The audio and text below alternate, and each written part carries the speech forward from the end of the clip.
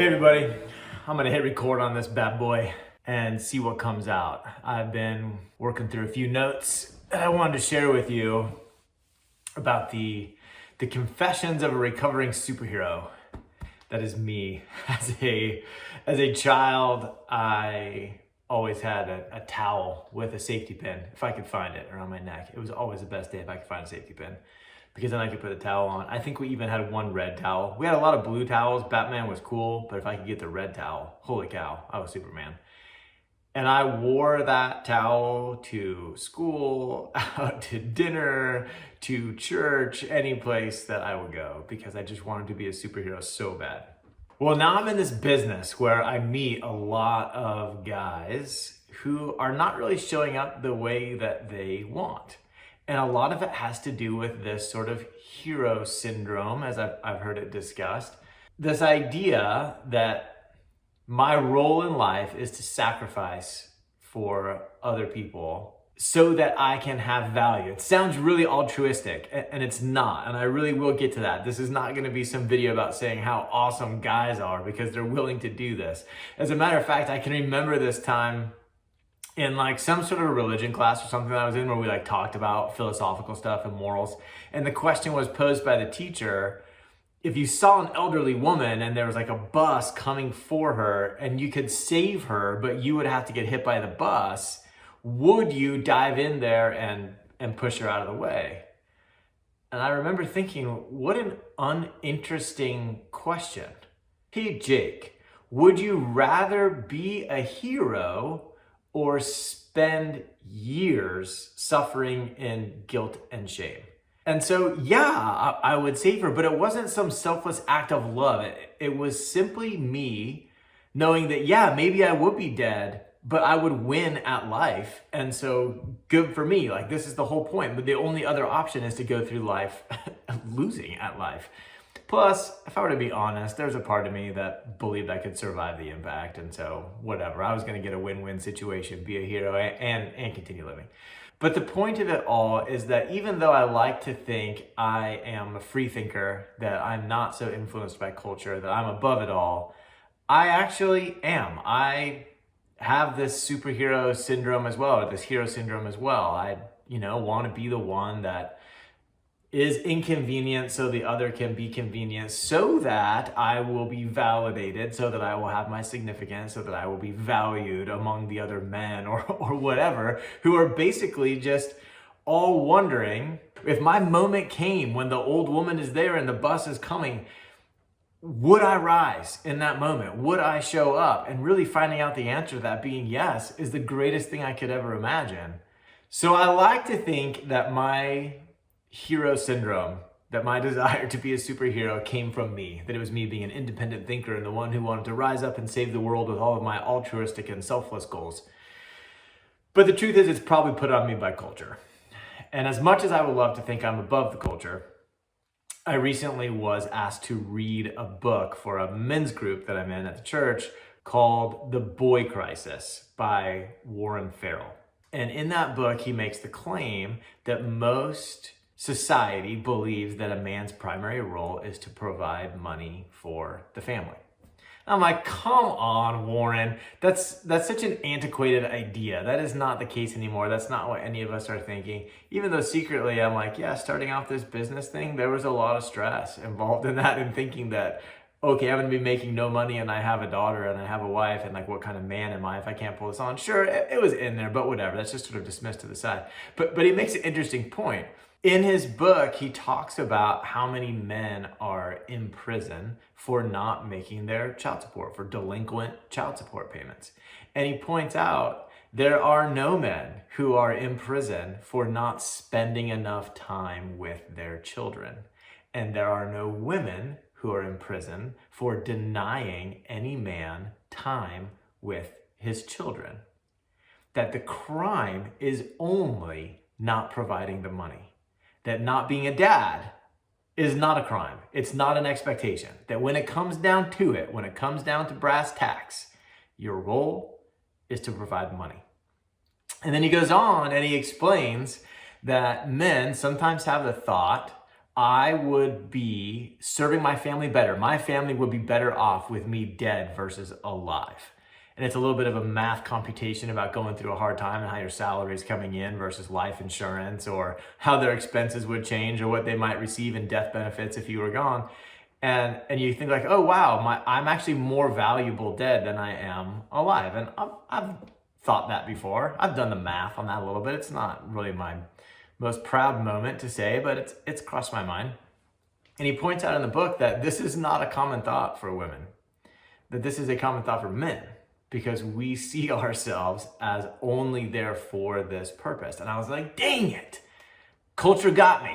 I do have some ideas in my head that are actually implanted there by society. I would be the first one to tell anyone I cared about in the world, hey, you gotta prioritize yourself. You gotta, take some time to yourself. Go do a little self-care. You can't be going for other people all the time, with this little secret voice in the back of my head saying, because that's my job.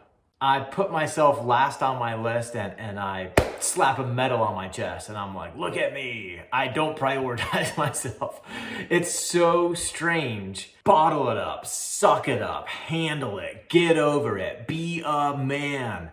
This is what we always hear, and what we kind of deep down think that we are supposed to do, or at least it's what we want to do to receive that external validation so we can bolster our ego and significance from the way the world kind of perceives our role.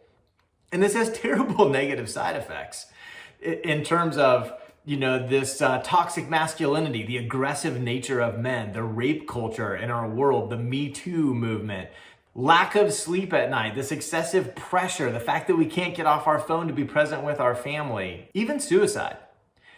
But I want to stay in my lane here.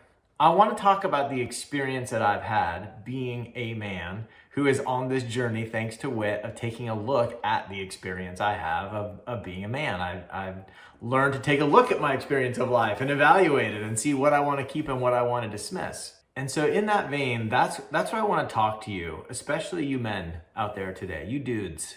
I want to talk about this experience of life. I want to talk to you about getting a call from work and ignoring it because your 6-year-old has just poured invisible tea and you want to drink it before it gets cool. I'm talking about going to that daddy day that's at 10 a.m. on a Tuesday and just being there and being present, not in a rush to get to the meeting, or not worried about what your boss is going to think about you for missing this time, or your client that you were supposed to show a house to, that you're just there being with this person that you love. I'm talking about taking your family on a hike on a weekday. I'm talking about bringing home flowers for no reason at all, because you thought of it, because you had the mental space away from all of this pressure and rehearsing to-do lists to actually think about the people you love the way they want to be thought of. I'm talking about taking off the cape and the tights and putting on your Clark Kent suit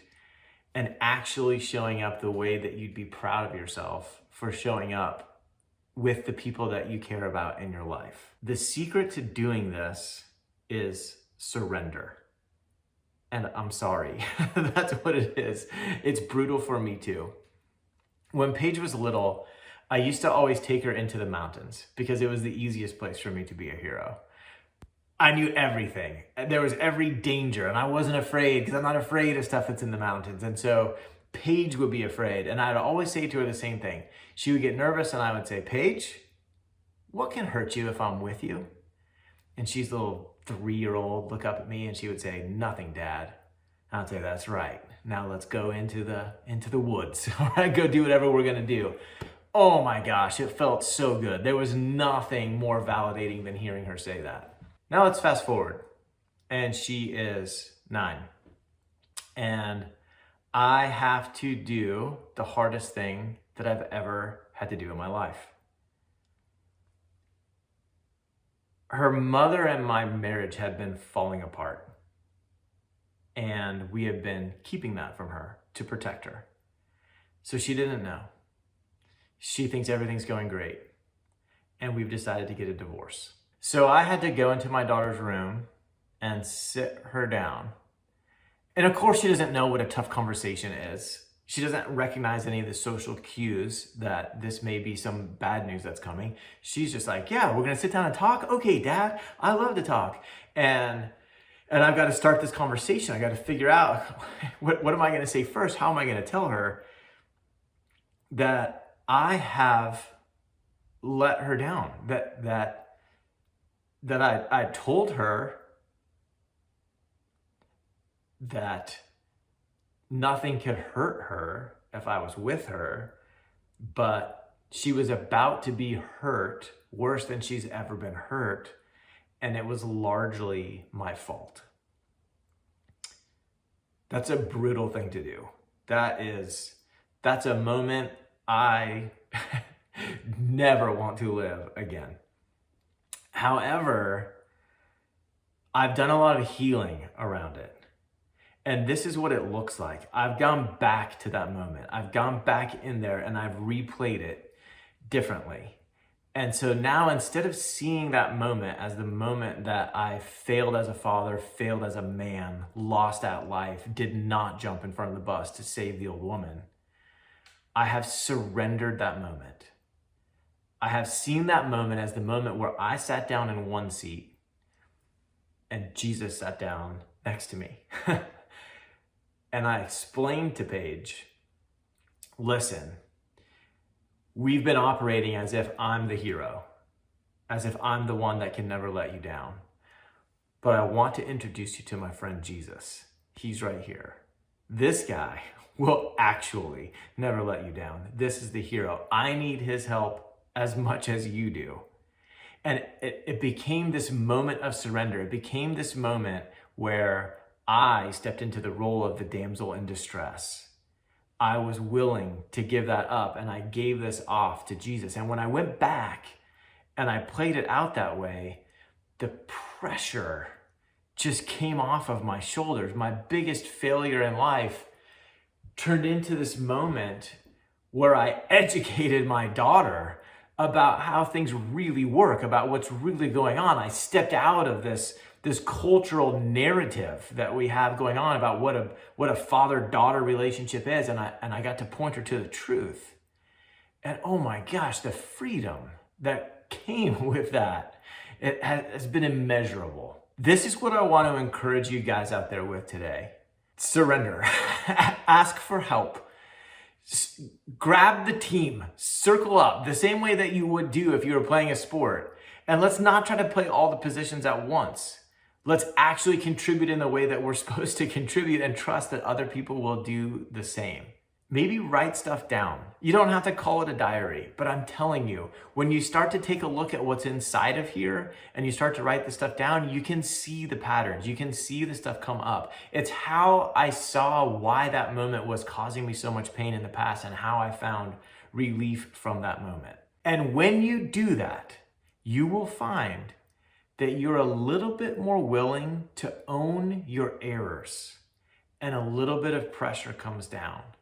That you're a little bit more willing to take risks in the future because you don't have to be right. It doesn't have to be perfect. It's okay for you to be one of the other humans who messes things up, and the pressure will come down just a little bit. You'll find that you have more clarity, that you're a little bit more innovative and creative and confident when it comes to tackling the obstacles that are in front of you or your family or your business or your relationship, whatever it is. And you'll find that the pressure just decreases a bit because it doesn't take you quite as long or quite as much effort, or it's not quite as much of a struggle to move into them, to overcome them, to step up to the challenge, to find the lessons that are there. You'll find that you're more patient, you're more present with your family. You'll find that when you watch a movie and it's family movie night, that you're actually present enough to laugh at the funny parts. When it's a game night, you're not forgetting some of the rules because you're so distracted rehearsing your to-do list for tomorrow. And as your family responds to who you are, you'll find that the pressure just decreases a little bit. You'll find that all of a sudden you can actually sleep at night, that the anxiety that you don't want to tell anybody about because of the pressure that you feel about providing, pleasing, stepping up for your boss, your wife, your kids, your coworkers, for everybody. It's it's quieted a bit because you're willing to accept that maybe you're not perfect and that's okay. You may even find that your neck isn't quite so tight and your lower back doesn't hurt so bad. And suddenly some of the energy that you've had to allocate to just grinding through that can now be allocated towards the people that you care about. This is what I know. When I surrendered, when I asked for help, when I invited Jesus into my pressure, I could stop trying to keep up with the lie that I was bulletproof. And I could finally just love my daughter, who it turns out was going through some pretty tough stuff and a bit of a dark place in her life. And I could actually be her hero. Hey, thanks for watching this episode of Ask Steadfast. Whit and I are super excited to use this avenue to sort of spread our message. And so it would mean a ton to us if you'd subscribe to this channel. Additionally, if you have any questions you'd like to see addressed in future episodes, whether serious or funny, we'd love to see those in the comments. So leave that in the comment below and we'll see you in the next one.